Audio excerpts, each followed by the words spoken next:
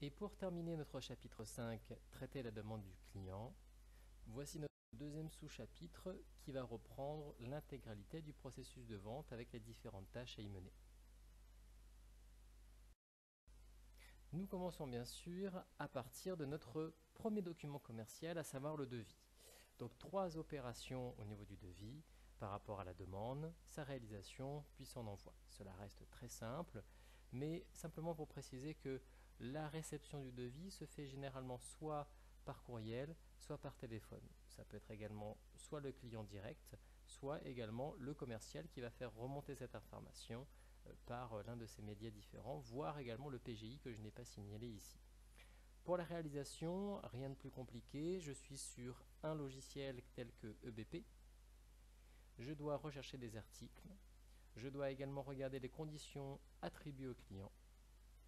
Et je recherche d'autres documents éventuellement réalisés pour ce client, d'autres bons de commande, d'autres factures, d'autres devis, pour voir un petit peu ce qu'il en est justement de cette personne-là, de ce client-là. Et je réalise le devis. Ce devis sera ensuite envoyé directement par courriel pour une meilleure réactivité. Une fois que mon client est donc d'accord sur le devis, ils peuvent donc me passer une commande ou me passer une commande directement. Les sources, ça reste toujours pareil, les clients directement ou les commerciaux de la PME qui vont relayer les demandes de mes clients. Différents moyens, le téléphone, fax, courriel ou courrier.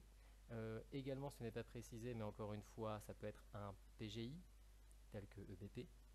Et je peux donc avoir différents supports, tels qu'un message oral ou électronique, donc je peux envoyer un email, mais je peux également laisser un message oral.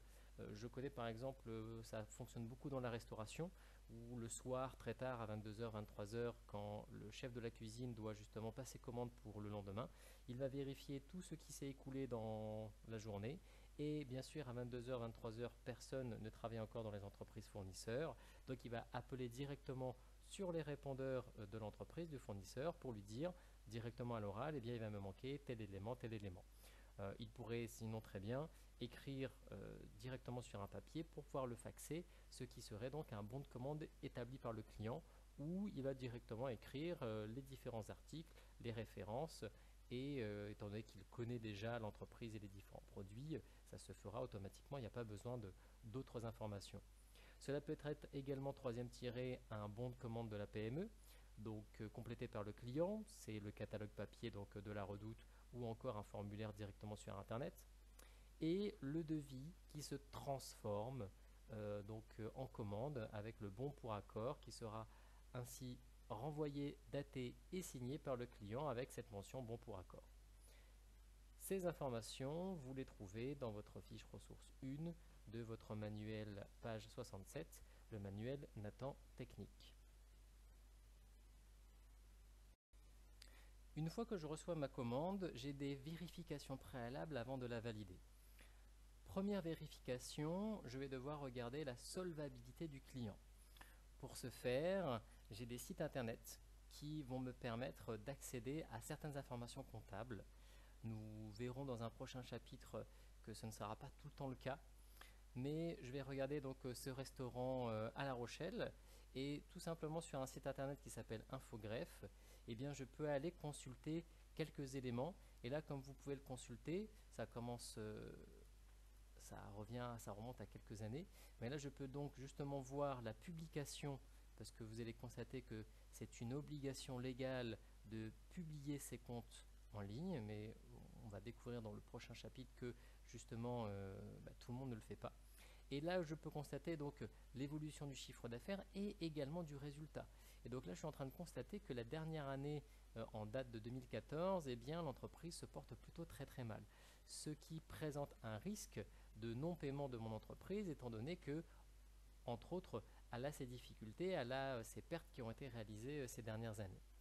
De ce fait, quelle pourrait être une solution si j'ai donc la commande d'un nouveau client qui a ces différents résultats?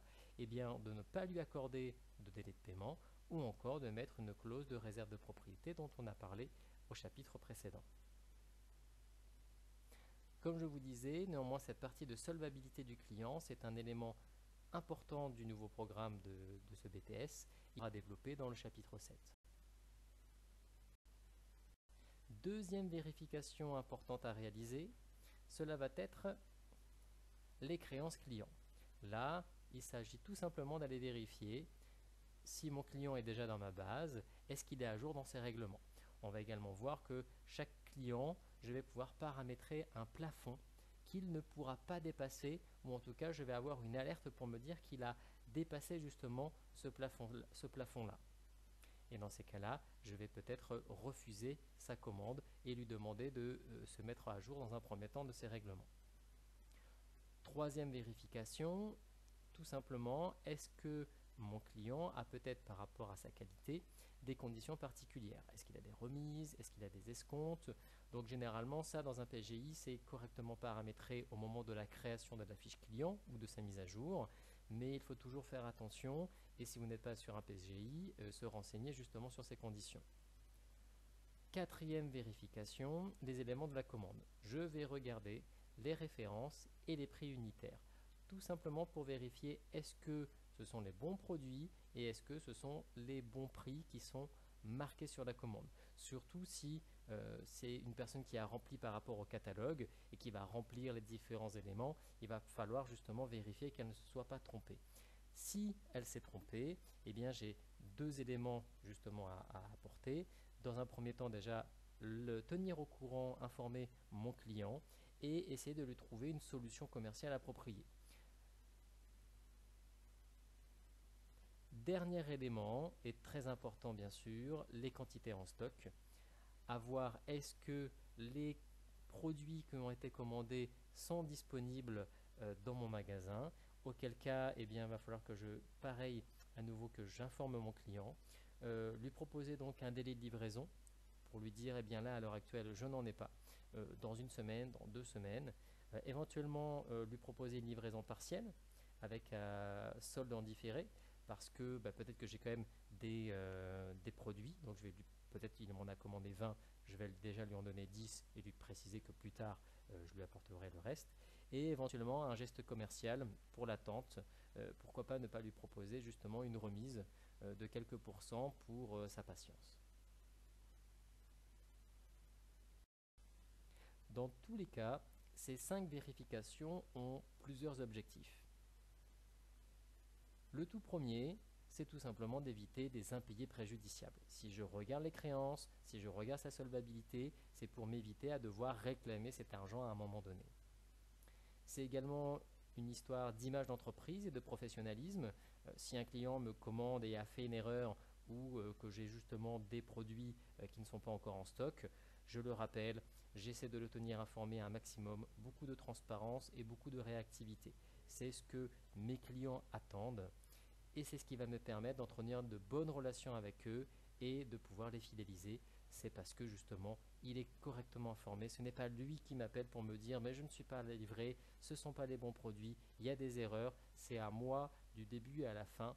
C'est pour ça que c'est donc le chapitre du processus de vente. C'est que du devis jusqu'au règlement, eh bien mon client est au courant, est tenu informé et il sait parfaitement où sont son produit et où est-ce qu'il en est par rapport à son règlement.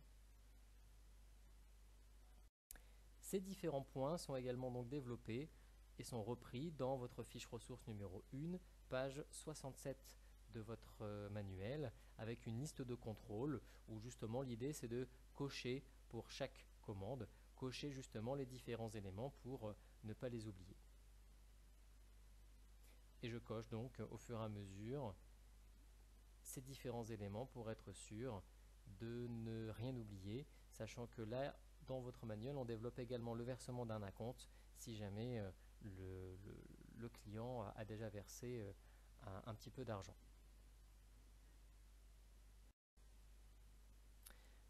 Arrive ensuite le traitement et le suivi de la commande. Donc, ma commande est validée après toutes les vérifications que j'ai donc réalisées. Elle va elle aussi recevoir un numéro.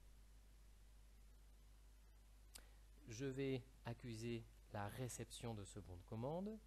Je vais donc envoyer un message à mon client pour lui dire « j'ai bien reçu votre commande » et ça sera la même occasion pour lui repréciser les termes, à savoir les conditions générales de vente et également, si jamais, les points erronés ou prévenir d'un éventuel problème. Les problèmes donc, que nous avons cités sur éventuellement un mauvais prix qu'il aurait enregistré, un stock qui ne serait pas disponible, etc.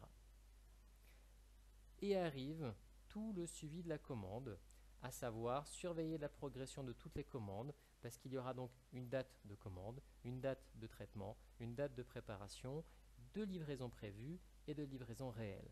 C'est là, pour celles et ceux qui auront peut-être déjà commandé chez Amazon, à chaque étape du processus, nous sommes informés. On sait exactement où est-ce qu'ils en sont, qu'on est en train de faire le colis, que c'est en train d'être mis dans le camion, que le camion il est parti, etc. Et je sais exactement où on en est dans le processus, ce qui fait justement l'une des très grandes forces d'Amazon, qui fait qu'il y a encore beaucoup d'adeptes de cette firme-là, alors qu'à l'heure actuelle, dans l'actualité, vous constatez que, eh bien, on essaie de faire en sorte, même au niveau du gouvernement, de ne plus passer par Amazon pour pouvoir justement sauver nos petits commerces. Les objectifs de ces trois éléments, c'est ce que je vous disais, c'est tenir le client informé du statut de sa commande à n'importe quel moment et pour n'importe quel client. Et dans ce cas-là, le rassurer sur sa bonne exécution et le fidéliser.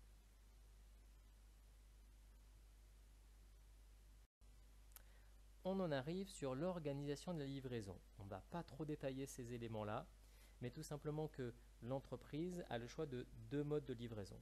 Soit elle a ses propres livreurs, soit elle peut faire appel à un transporteur. Et dans ce cas-là, il y a un autre document commercial, à savoir ce qu'on appelle la lettre de voiture. Et donc, si livraison il y a également des frais. Et là, dans ces cas-là, l'entreprise a le choix entre trois types de frais. On a ce qu'on appelle le franco de port. Là, c'est quand les frais de port sont offerts. Ou plutôt que le frais de port est inclus dans le prix de vente. Et dans ce cas-là, il ne figure pas sur la facture. Donc, frais de port égale 0. On a ce qu'on appelle le port payé. Dans ce cas-là, les frais de port seront facturés au client avec la TVA. Et nous avons également le port dû, où cette fois-ci, le transport est organisé et payé par le client au moment de la livraison. Donc, c'est le client qui s'occupe de tout. Ça se fait beaucoup dans tout ce qui est commerce international et que l'on parlera beaucoup plus vers la fin de l'année. Mais voilà, dans tous les cas, trois modes différents, gratuit, payé par le client ou organisé et payé par le client.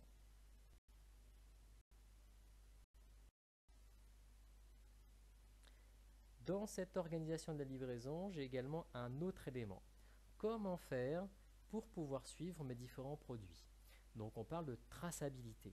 On avait parlé d'un document, le bon de livraison, mais je vais avoir également pour ce faire d'autres outils qui me permettra justement de retrouver l'historique et la localisation d'un produit à chaque moment. Et comment faire? Ce n'est pas qu'un simple document, mais ça va être différents outils qui existent et que tout le monde connaît et que pendant un temps d'ailleurs on pensait que c'était ce qui nous permettait de faire créer un antivol. En tout cas à mon époque c'était le cas. On pense que c'est ces outils-là qui nous permettent justement d'être détectés si jamais on a oublié ou on souhaite voler un produit, alors que pas du tout. Dans tous les cas, ces différents outils permettent de transmettre au système d'information de la PME toutes ces informations. Et donc on a différentes techniques d'information. Et la toute première dont je vous parle là, à l'heure actuelle, c'est justement notre fameux code barre. Notre code barre n'est pas un antivol. Notre code barre est là pour qu'on puisse directement scanner notre produit dès qu'il rentre ou dès qu'il sort de mon magasin, ce qui fait que j'ai directement une mise à jour de mes stocks qui se fait automatiquement. Il y a une autre technique que tout le monde connaît également et qui a été inventée à la base pour ceci, à savoir le QR code. Le QR code était également comme un code barre. Là, à l'heure actuelle, on l'utilise pour absolument tout. On a ça sur notre téléphone pour pouvoir scanner n'importe quelle information et ça nous renvoie directement à une page web. Donc, on l'utilise à l'heure actuelle d'une autre manière, mais à la base, c'était également l'équivalent d'un code barre. Et beaucoup plus récent, mais beaucoup plus coûteux, ce qui fait qu'on ne le retrouve pas partout, parce que lui aussi, là par contre, il sert d'antivol, mais il sert également donc de traçabilité pour mes produits. C'est ce qu'on appelle la puce RFID. La puce RFID, vous l'avez par exemple dans les petits, donc quand vous rentrez par exemple dans les magasins de Nespresso, ça je pense que tout le monde n'y est pas forcément rentré, dans les magasins Nespresso, en fait, vous n'avez pas réellement de caisse, enfin vous avez une personne pour prendre votre argent, mais on ne va pas du tout scanner vos produits. Vous allez mettre vos produits dans une caisse et par rapport à la puce qui sera dedans, automatiquement il va y avoir un lecteur qui va le détecter et qui va pouvoir dire que c'est tel produit, que ça va coûter tant d'argent. À l'heure actuelle, si vous allez également à Decathlon, c'est exactement cette technologie qu'ils utilisent. Ils ont des antivols et cette puce RFID dans tous les produits. C'est même inséré dans les vêtements ou c'est avec des petites languettes. Ce qui fait que quand vous arrivez à une caissière, eh bien vous allez mettre directement tous les produits justement dans la machine. Elle n'a même plus besoin de scanner. Le détecteur va détecter exactement tous les produits qu'il y a, pourra vous dire combien vous devez. J'ai donc ici une technique qui nous permet donc d'assurer donc on va dire l'antivol comme je vous disais de mes produits. Ça va également faciliter donc le passage en caisse, mais ça reste toujours pareil, un moyen de tracer mes produits. Et on termine par ma facture. J'arrive à la toute fin de mon processus de vente où j'ai quelques éléments à contrôler au niveau donc de ma facture et ces éléments-là sont repris dans votre manuel page 81, fiche ressources numéro 2. Et là, tout est dedans. Éventuellement, je contrôle mes mentions obligatoires. Je contrôle également les quantités et les remises si elles sont donc au bon endroit, parce que là, comme vous le constatez, je n'ai pas forcément les mêmes remises pour les mêmes produits. Je regarde si la date de la facture est bien correcte, en fonction justement de ces des différentes dates qu'il aurait pu y avoir dans le passé par rapport aux différents documents commerciaux. Je retrouve mes conditions, en tout cas mes pénalités qui sont donc obligatoires, mes mentions obligatoires. Et là, je vais avoir décomposé un certain nombre d'éléments dont nous allons parler en comptabilité pour expliquer un petit peu comment ces différents calculs sont opérés. Une fois que je regarde ma facture, j'ai deux possibilités. Soit elle est conforme et dans ces cas-là, je l'envoie à mon client et je transmets un autre exemplaire à ma comptabilité pour qu'elle puisse donc l'enregistrer. Donc j'ai toujours en deux exemplaires. Et si jamais ma facture est non conforme, vous vous souvenez que pour toute modification d'une facture, si je dois la modifier, il va falloir que j'émette un avoir. Il va falloir que j'envoie des exemplaires de facture et d'avoir à mon client. Et également ces deux factures, en tout cas facture de droit et facture d'avoir, à mon service comptable. Et voici le processus complet. C'est ce que vous avez à la page 79 de votre manuel, fiche ressources 1, où je retrouve mon devis, ma commande, mon bon de livraison, ma facture et mon avoir. Et vous avez donc précisé pour chaque étape toutes les tâches qu'il va falloir réaliser. Et pour faire cela, nous allons tout simplement utiliser directement EBP pour constater ces différentes tâches. Merci à vous, merci de votre attention, c'est la fin de ce chapitre.